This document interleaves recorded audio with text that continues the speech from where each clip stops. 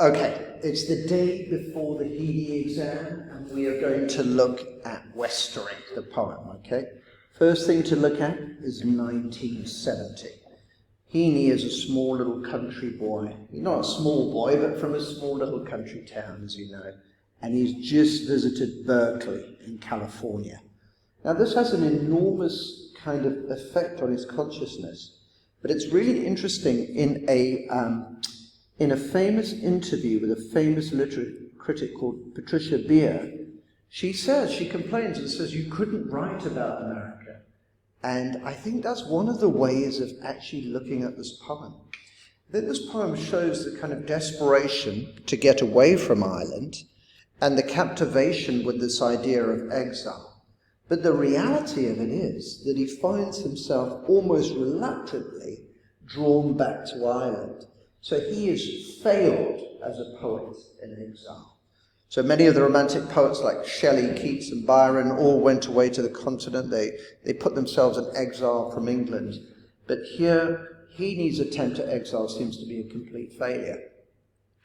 Now, Ella and I were speaking a moment ago about what poetry lines mean. And once again, I'm going to say the same thing, that this is a poem of ambiguity.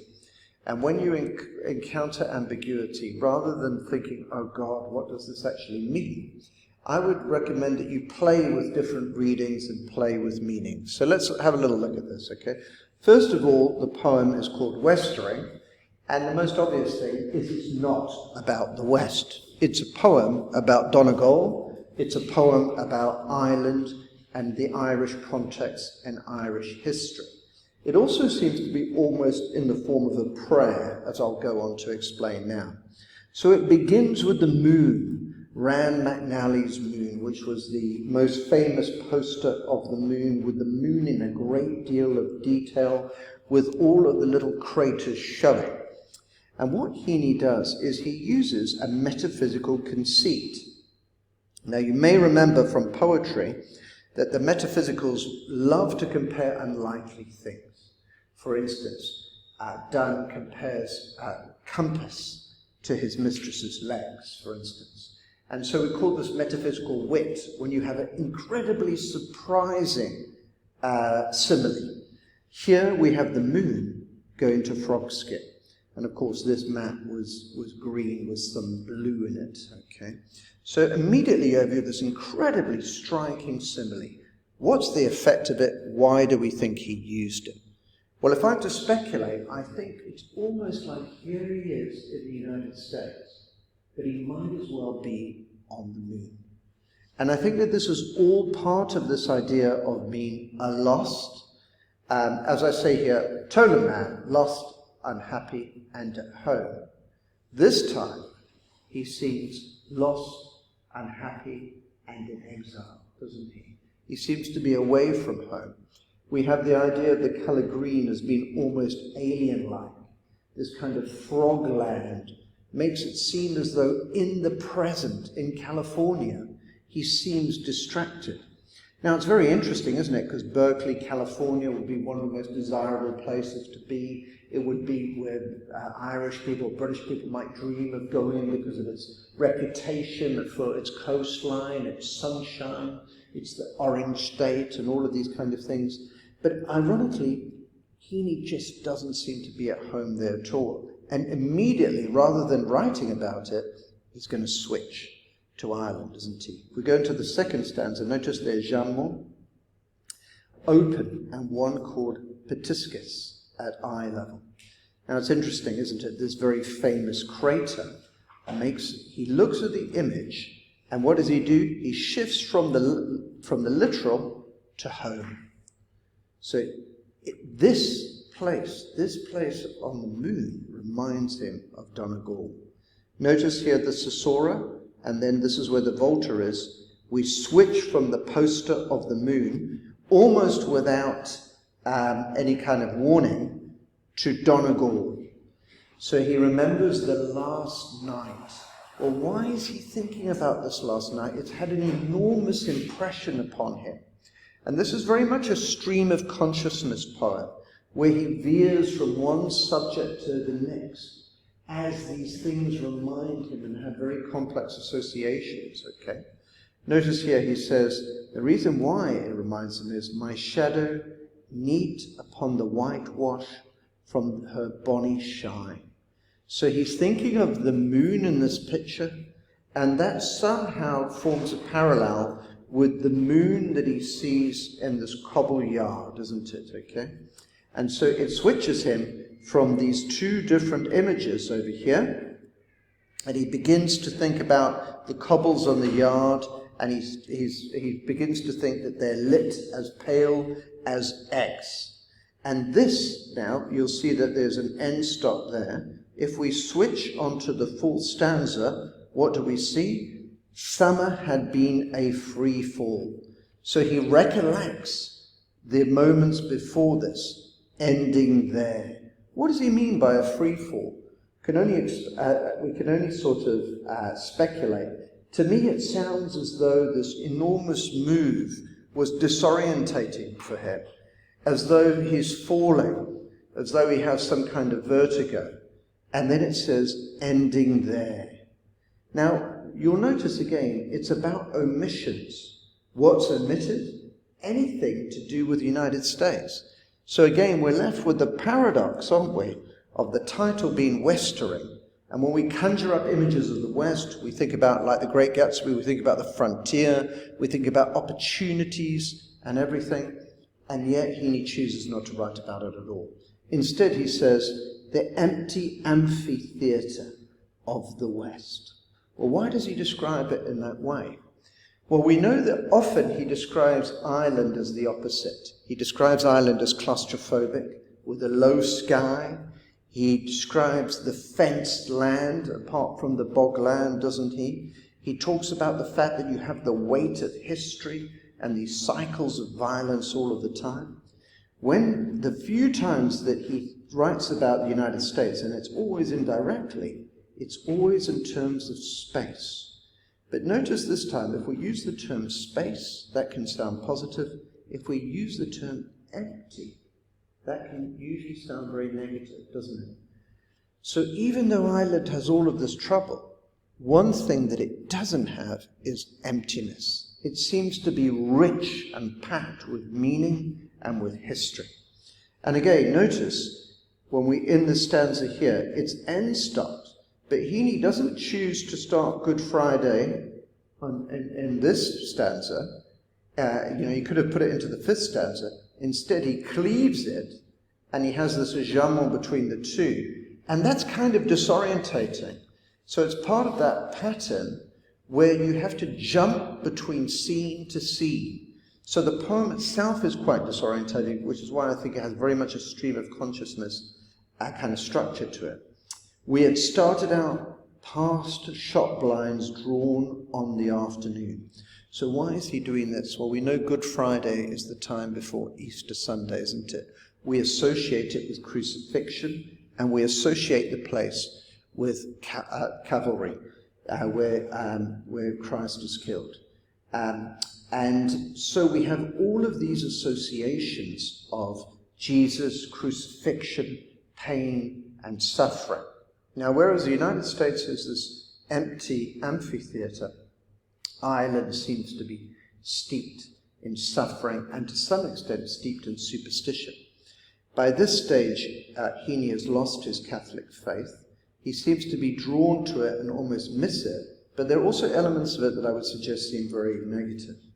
He says here, we had started out past the shop blinds drawn on the afternoon, cars stilled, look at the assonance, stilled, outside still, churches tilting, and then wall. So there's a very careful verbal patterning of assonance and consonants here that suggest a kind of quietness. Is this quietness a positive, or is it a country that's frozen in time? I would suggest the latter, to be honest with you. We drove by a dwindling interruption as clappers smacked. So there we have quite an aggressive sound of the bells ringing and of this highly aggressive sound on a bare altar. Now this seems to me to be quite bleak and and plain. And I'm going to suggest it almost sounds like a kind of paganism, doesn't it? Look at the congregation bent to the studded crucifix. You know, that sounds to me like superstition. That doesn't sound to me like all about Christ's redemption and things like that. It seems to me like a population in love with a cult of suffering. And that's why he asks, what nails dropped out that hour? And I'll come back to my conversation with Ella earlier. What does that actually mean, that rhetorical question? Does it mean that this is just futile? Does this mean that it doesn't actually produce anything? That the population are on their knees asking for some kind of salvation that's not coming? It's quite hard to say, isn't it? Now, again, notice how there's this shape of the poem where instead of starting a new stanza, he starts the idea in the concluding line of each stanza. And that, again, disorientates it. Roads unreeled with the R's there, falling light as cast laid down. So what do we have? It's almost like a movie as things go by. And this is him leaving Ireland, isn't it? Now, does this seem like regret? To me, it doesn't. It sounds like escapism. It sounds like him looking forward to this California trip, doesn't it? Escaping and getting away from these quiet roads where nothing seems to be happening. He says, falling light as cast lay down. That's a simile from fishing, isn't it? Yeah? And again, it's a very striking simile, very beautiful. It might also be a religious symbol, because like my name is Peter. Peter means fisher of men. Is it another image to this kind of Christ-like idea? It's also a beautiful ocular image, isn't it? On shining waters. Earlier we had the little eggs, didn't we? So we have lots of this kind of beautiful soft lighting idea. And here's the best line of all. Under the moon stigmata. So the moon merges with Christ, isn't it? It's personified as bleeding and having the wounds of Christ. So if we look back very quickly, and we think that the poem begins with the moon, doesn't it? And this kind of alien-like frog skin. Now, the moon in Ireland seems to have the stigmata itself. Now, that seems to me to be a very bleak image of Ireland, isn't it? Ireland bleeding, suffering. And that sort of ends the little, memory bit, and he takes us to the present, doesn't he? 6,000 miles away. And this is where the tone, this is a big volta, isn't it? This is where the tone shifts. I imagine untroubled dust, a loosening gravity, Christ weighing by his hands.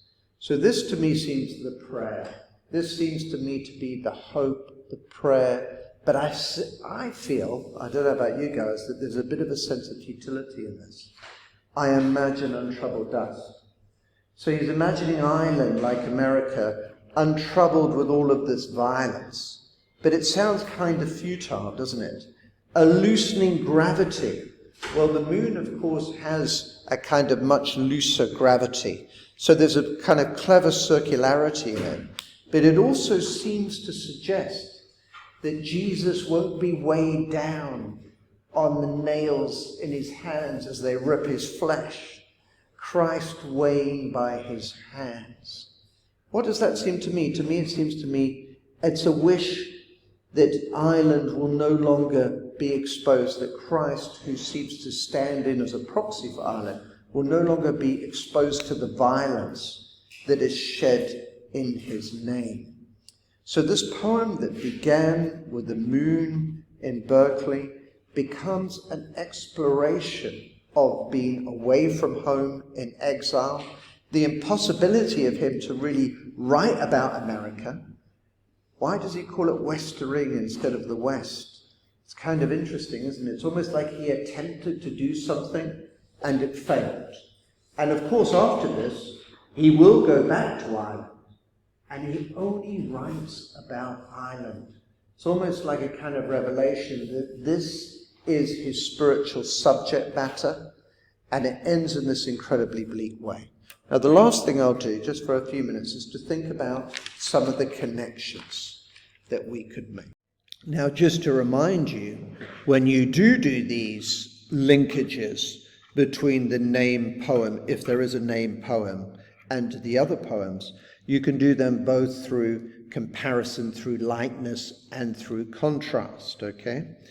So beginning at the top, where we have McNally's official map of the moon with the frog skin, I'm thinking of a connection immediately to personal helicon. In both cases, there's like a kind of portal that takes somebody to another world. In personal helicon, looking down the well takes him into himself, and this whole kind of idea of plunging into the unconscious mind, etc. Here, looking into the enlarged pores of the map, he's taken back to Donegal, and so that is quite an extraordinary conceit there. And so I see a connection both thematically and structurally. There's also a very interesting connection to Peninsula on a number of occasions, because the vastness of the moon and the strangeness of it contrasts a great deal with Peninsula. You'll remember in Peninsula, it's geographically a separate part of Ireland that seems to be exposed to a far more climactic, sublime version of nature with crashing oceans and huge skies, etc. Now, the effect of that in Peninsula is to re-stimulate the poet's imagination. But in Westering, the inability to write about America results in him being pulled back to Ireland and to a very different representation of Ireland here, a very still and confined one. I also think there's a wonderful connection here to the Tolland Man, where in the Tolland Man he says that he's lost, unhappy, and at home.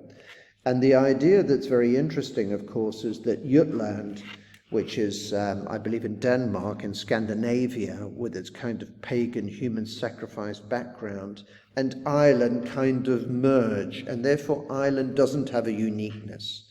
The names don't matter. The geography doesn't matter so much because it's part of a more expansive continent of violence, isn't it? So that's a really interesting contrast there. He says here as well that summer had been a free-fall, ending there with the empty amphitheatre. Now we know that that is the only way in which that he writes about the United States. And I said before, the term empty, the adjective empty here, usually has a kind of negative connotation in this case. How would we compare it? I think that we could compare it to, by contrast, to bogland, which is far from empty. On the surface, it might be empty, but beneath, there is this rich history and archaeology waiting to be explored. So I'd want to look for a contrast there, and I'd want to do a comparative statement that emphasized the fact that whilst in the United States it seems to have rather a kind of tabula rasa idea of history, not much written there, in Ireland there's this deep and rich history. And the pioneers, of course, in Ireland go downwards into their past to rediscover this kind of glory. Of course, the journey that he imagines where he's leaving with everything still and quiet, etc., is very interesting. I think that we could contrast that with Anahorish, where there's the place of pure water. There's also a kind of stillness. But in this case, the stillness in Anahorish is meditative. It's a beautiful place. It's a place of reverie where you reconnect with the past. In contrast, the stillness of the vision of him leaving for America, in this case, seems to be rather sterile, like it's a broken, almost numb or dead place. And that's because of the overwhelming symbolism of Christ and the passion, specifically the passion of Christ. Here we see, don't we, the clappers smack. So the bells here are not chiming. they're smacking, there's something aggressive. And the bare altar, this is more of a vision, isn't it, of religion that maybe we could link to punishment, where we have this kind of ritualized violence, etc., and a sense of people bent, congregations bent and broken, and belief not really producing anything. Look at the rhetorical question, what nails dropped out of that hour? I think that links very much to punishment, and the poet actually making sure that we realize that he's no hero. The poem Punishment is full of self-criticism and a charge that he's a cowardly voyeur, feeding off the image rather than intervening. And of course, again, we could use this idea of the moon stigmata. And so we have this idea of a bleeding wound, etc. That, of course, could link to act of union and the terrible postpartum injuries the island's left with the raw ground, etc., and this unwanted baby. So there's an enormous amount that you could do, and perhaps the last one that I'll end with is that there's this hope here, isn't there, where he says, 6,000 miles away, I imagine untroubled dust, a loosening gravity, and Christ weighing by his hands. Well, that reminds me of North, where he descends into his word burrow, where he believes that poetry and the careful use of language may be a refuge for him from this hideous conflict. But in both cases, I think that there is a little bit of a sense of futility. So there are many interesting connections that one can make. Finally, a new song would be an excellent poem to contrast with, because whereas here we have a barren and broken and bare country, in New Song we have a gushing, overflowing river retaking the land, reconquering it, bringing erotica, bringing joy, and bringing fertility. So I think that, to sum up, Westering is a poem with many possible connections to the other poems in the Heaney anthology, and I think that you should think very carefully about connections of likeness, but also of contrast. Thanks for listening.